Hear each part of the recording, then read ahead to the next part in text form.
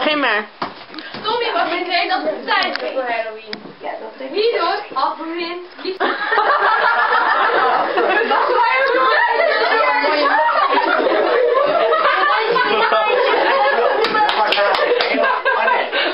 had Boerin hem zag Tommy gevangen genomen en opgesloten in een stal. De vloer van de stal was bedekt met wuppies. Dat was een beetje vreemd, maar het was toch vreemd dat alle dieren konden spreken. Laten we ons verkleden als mensen en langs de deuren gaan, zeiden de varkens die binnenkwamen nadat ze couscous hadden gegeten. De koe schudde haar hoofd. Weet je nog vorig jaar, zei ze, de geit ging verkleed als Dobie van de Sneeuwwitje en de Zeven Dwergen om $369 per jaar te verdienen, maar kwam nooit meer terug.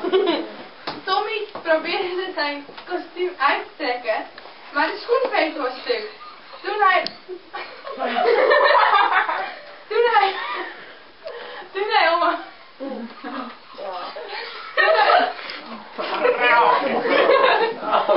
hij om hulp wilde vragen, klonk het stem als een kreunend oog.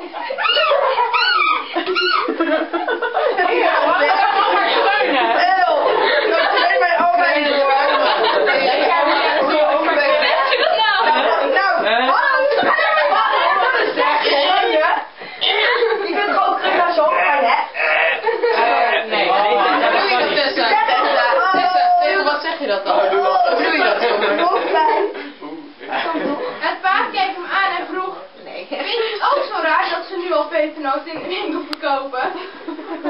Hij vliegde met zijn navel naar de vliegende vis die rond de discobal zoemde in de stal. Tommy deinsde terug toen het paard dichterbij kwam en struikelde over de piano en landde in de C6 H12 O6 oplossing. De varkens janken, ga uit je stoetje! Tommy stond op toen de dieren hem omsingelden. De koe, het paard, de varkens en de 4 kippen stonden allemaal om hem heen. Bie-ba-be-bongen, ik ruik het bloed van een kleine jongen, kukkelde de haar. Spion, spion, gilden de dieren. De kippen pikten hem en duwden hem terug. Duwden hem tegen het plakje van de adapter.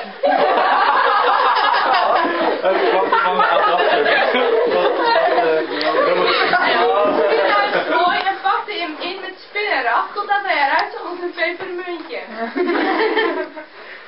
En toen kwam Boerin dan. Oh mijn god, riep ze. Heeft iemand van jullie een klein jongetje gezien? Blijkbaar is er een vermist.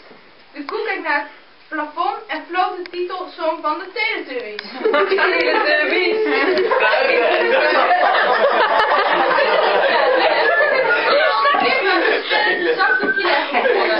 Zakdoekje leggen. Ja. Wij hebben niks gezien, gromden de varkens. De rest van de groep schuifelde weg naar de hoeken van de stal. Boerin Liesbeth keek ze allemaal achterdochtig aan en toen merkte ze het in spinnenrag gewikkelde hoofdje op. Ze liepen naartoe en schudden het spinnenrag open met een ploeg die ze in haar eigen zak had. Eenmaal bevrijd, bedankt Tommy haar keer op keer. Dus zijn stem klonk nog steeds vervormd door het kostuum. Uiteindelijk trok hij het aan en scheurde uit zijn kostuum. Boerin Liesbeth stapte achteruit. Bedankt dat je me gered hebt, zei Tommy. Hij ademde zo diep in dat hij het geluid maakte van een kangoeroe.